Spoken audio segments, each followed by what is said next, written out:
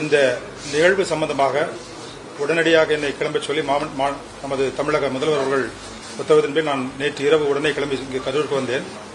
இங்கு வந்த பல இடங்களில் பத்திரிகை நிருபர்கள் சார்பாக பல கேள்விகள் கேட்கப்பட்டது.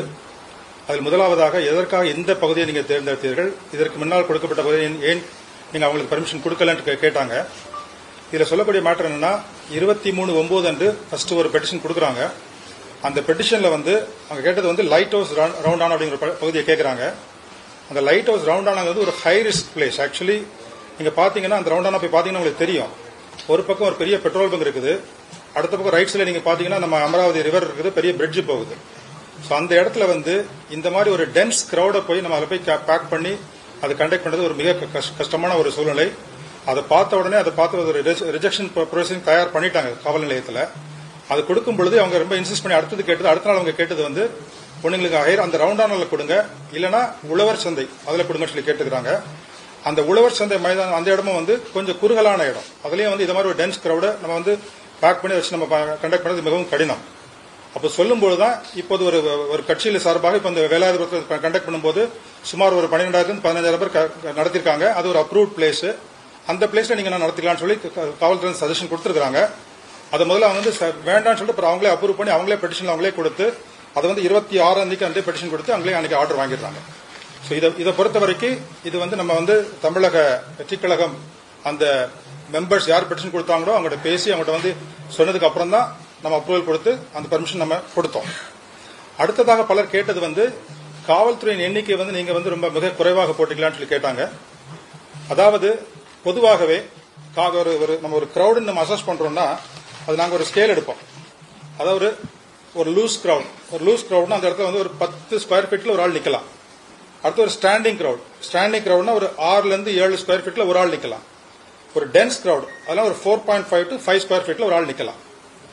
சோ இது நம்ம கால்குலேட் பண்ணி பார்க்கும் பொழுது அதே மாதிரி அந்த கிரௌடுடைய கேரக்டர் ஒரு low risk, moderate, high risk, இது மாதிரி பல கேட்டகரிஸ் இருக்குது. பொதுவாகவே ஒரு லோ ரிஸ்க் கிரௌடுனா ஒரு போலீஸ்மேன் ஃபார் 250 to 300 பீப்புள், அதான் லோ ரிஸ்க் கொடுக்கக்கூடிய பந்தோபஸ்து. அடுத்ததாக மாடரேட் ஸ்கேல் இருந்ததுன்னா 1 policeman for 100 to 150 people. High ரிஸ்க்னா 1 போலீஸ்மேன் ஃபார் 50 பீப்புள். இங்க 27ஆம் தேதி நடந்த நிகழ்வுக்கு அவங்க கொடுத்த பந்தோபஸ்த் 500 காவல் அதிகாரிகள், மாவட்ட காவல்துறை கண்காணிப்பாளர் மற்றும் 3 ADSPs,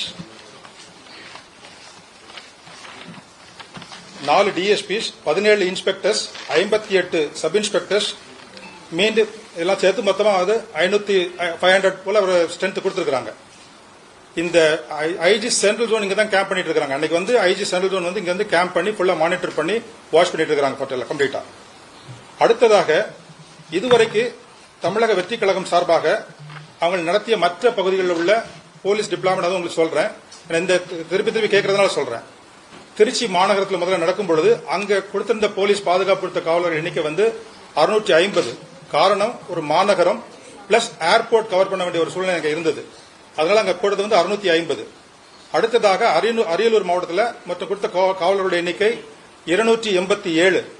பெரம்பலூர் மாவட்டத்தில் 480, நாகப்பட்டினம் மாவட்டம் 410, திருவாரூர் 413, நாமக்கல் 279, கரூர் 500. நாமக்கல்ல கூட இதே மாதிரி ஹீட் ஸ்ட்ரோக் ஆகி சுமார் 34 பேர் ஹாஸ்பிட்டலைஸ் ஆனாங்க.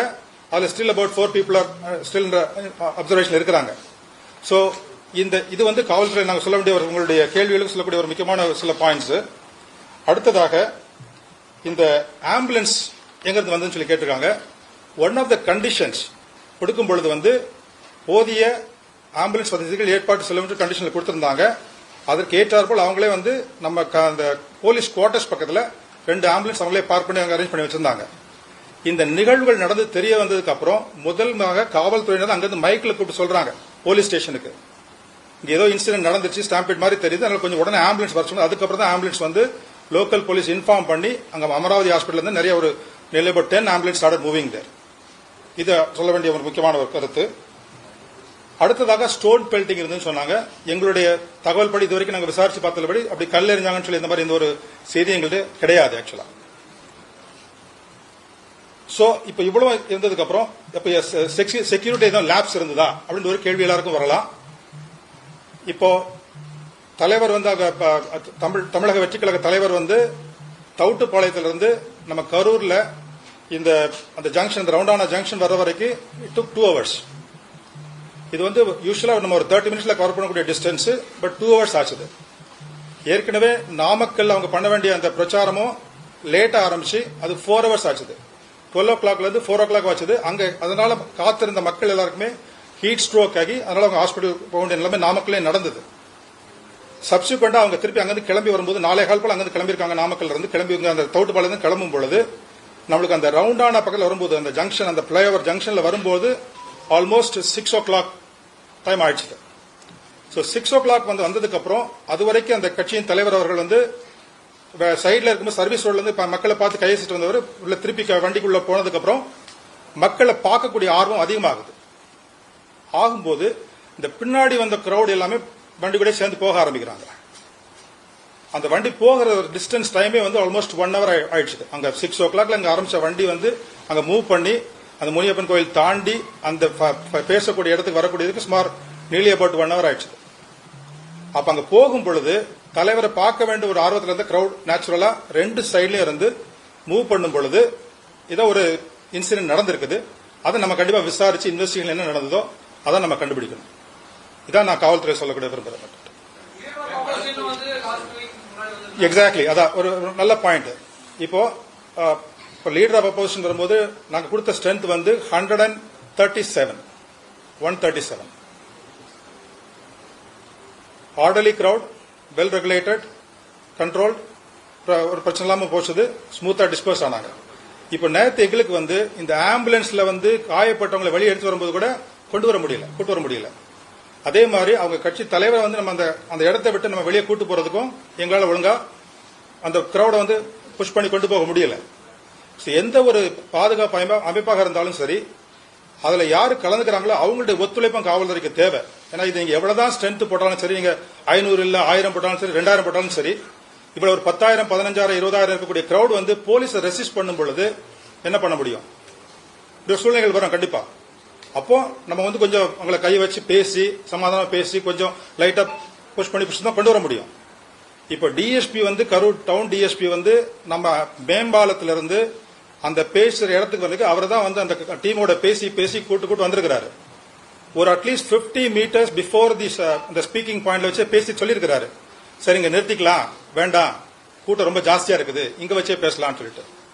அதுக்கும் அந்த ஆர்கனைசர்ஸ் மறுத்திருக்காங்க. இல்ல நாங்க அந்த பாயிண்ட்டுக்கு தான் போகணும், இங்க இருந்து எங்களுக்கு கவரேஜ் நல்லா கிடைக்காது, இங்க இருந்து எங்களுக்கு வந்து சரியா மைக் கேட்காது, சரியா கேட்காது. சோ அதனாலதான் அங்க இருந்து திருப்பி வந்து கொஞ்சம் கொஞ்சமா வந்து அந்த வண்டியை வந்து கொஞ்சம் புஷ் பண்ணி கிரௌட கொஞ்சம் 2 சைடு மூவ் பண்ணி கொண்டு வந்திருக்காங்க. சோ அந்த ஸ்பாட்டுக்கு வந்ததுக்கு அப்புறம் ஒரு 10 நிமிடம் வந்து தலைவரை யாராலும் பார்க்க முடியல. அந்த சமயத்துல இந்த ரைட் சைடு லெப்ட் சைடுல இந்த கிரௌட் வந்து they become restless, anxiety. So அதை பாக்குறதுக்காக இல்ல நார்மலி இந்த வர கிரௌடே வந்து தலைவரை பார்க்கணுங்கிற எண்ணத்துல வர்றவங்க வந்து 2 புறமும் வந்து பார்க்க முடியாம போகும்போது ஒரு சர்ஜ் ஆகுது. சோ அதுக்கப்புறம் நடந்து நம்ம இந்த வீடியோ ஃபுட்டேஜஸ் இதெல்லாம் பார்த்ததுக்கு அப்புறம் என்ன நடந்தது, பிளஸ் நிறைய நாங்க பப்ளிக்ட விசாரிச்சோம். அதுல நிறைய பேர் என்ன சொல்றாங்க, சார் நாங்க 12 மணி 11 மணிக்கெல்லாம் வந்துட்டோம், காலையில கூட சாப்பிடாம வந்தவங்க இருக்கிறாங்க, மத்தியானம் சாப்பிடாம நின்று இருக்காங்க, அங்கேயே உட்கார்ந்து அங்கேயே மூவ் பண்ணிட்டு இருந்திருக்காங்க. சோ அதெல்லாம் வந்துட்டு சோ அவங்களுக்கு தேவையான ஒரு சாப்பாடு வசதிகளோ இல்ல தண்ணி வசதிகளோ இல்லாம ஃபுல்லா அங்க பேஷண்டா வெயிட் பண்ணிருக்காங்க. அவ்வளவுதான் வெயிட் பண்ணும் பொழுது ஒரு தலைவருடைய வருகை வந்து டிலே தாமதமாகும் பொழுது நிச்சயமாக அந்த கிரௌட் வந்து ரெஸ்ட்லெஸ் ஆகிறதுக்கு வாய்ப்பு இருக்குது. இது எல்லாமே வந்து நம்ம இன்வெஸ்டிகேஷன்ல எப்படி நடந்தது என்ன நடந்துச்சு நம்ம வீடியோஸ்லாம் பார்த்தா தான் தெரியும். பிளஸ் எவிடன்ஸ் இந்த விட்னஸஸ் அங்க இருந்தவங்க கலந்துகிட்டவங்க அவரோட விசாரிச்சா நம்மளுக்கு என்னன்னு தெரிய வரும்.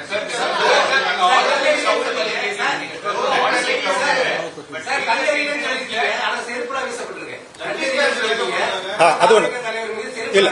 சரி, இது நான் அதிகமா பதில் சொல்ல நான் விரும்பல. நான் இதுவரைக்கும் விசாரிச்ச தகவல் உங்கள்கிட்ட ஷேர் பண்ணிட்டேன்.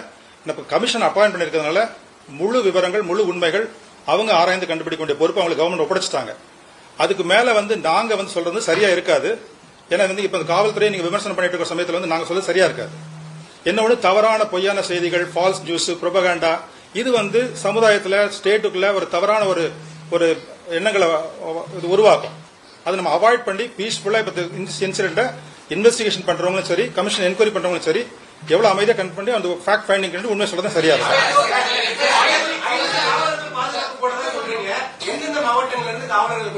அரியலூர், புதுக்கோட்டை பிளஸ் இங்க கரூர் டிஸ்ட்ரிக்ட். இல்ல இல்ல இல்ல இருந்தாங்க இருந்தாங்க இருந்தாங்க ஐஜி இருந்தாருங்க. ஐஜி இருந்தாரு.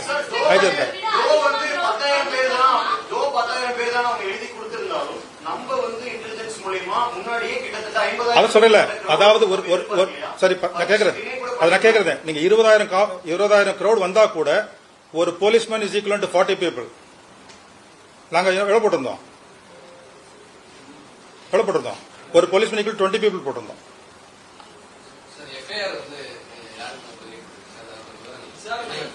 அதாவது வந்து இப்ப வந்து அந்த விசாரணையில வந்து இப்போதைக்கு வந்து அந்த ஆர்கனைசர்ஸ் அந்த பெர்மிஷனுக்கு அப்ளை பண்ணியிருந்தவங்க அவங்களை வச்சு போட்டு விசாரிச்சுட்டு இருக்காங்க. இன்வெஸ்டிகேஷன் பிரிலிமினரி ஸ்டேஜ்ல இருக்குது. ஃபுல் டீடைல் கிடைச்சுன்னா உங்களுக்கு சொல்லுவாங்க. Let us close this because இல்ல ஏன்னா இதுக்கு கமிஷன் இருக்கிறதுனால நம்ம திருப்பி பேச அர்த்தம் இருக்காங்க.